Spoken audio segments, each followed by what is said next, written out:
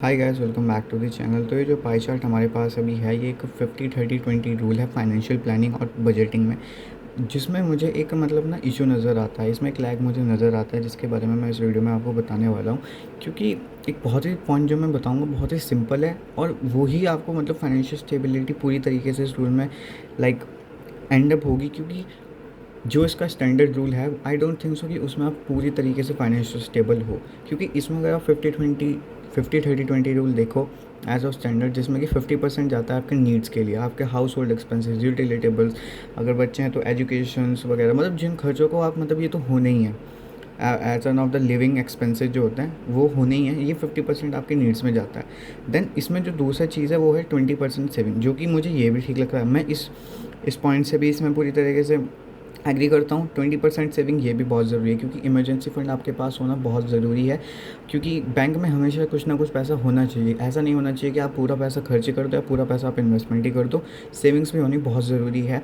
तो ये भी, इस पॉइंट के लिए भी मैं बिल्कुल तरह से एग्री हूँ। बट ये जो 30% ये वांट्स में, इसमें मैं पूरी तरह से एग्री नहीं हूँ। क्योंकि अगर आप 50% नीड्स में डाल दोगे, 20% आप सेविंग्स में डाल दोगे, और 30% अगर आप वांट्स में डाल दोगे, तो आप लाइक इन्वेस्टमेंट्स कब करोगे?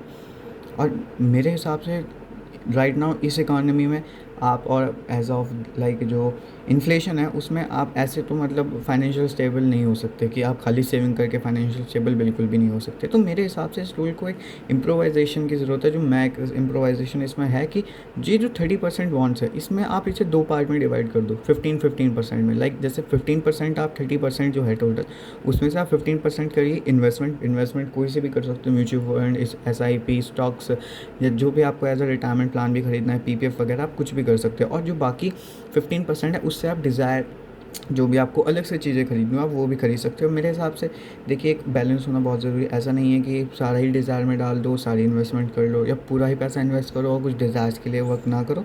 बट मेरे हिसाब से यहाँ पे ये इस तरीके से आप पूरा फाइनेंशियल स्टेबल हो सकते हो। 15% नीड्स में, 20% सेविंग्स, और 15% आपका इन्वेस्टमेंट 30% से, और 15% आपके डिज़ायर में। तो ये मेरा as on type improvisation rule है। अगर आपको अच्छा लगे तो प्लीज़ कमेंट में ज़रूर बताना। Thank you so much.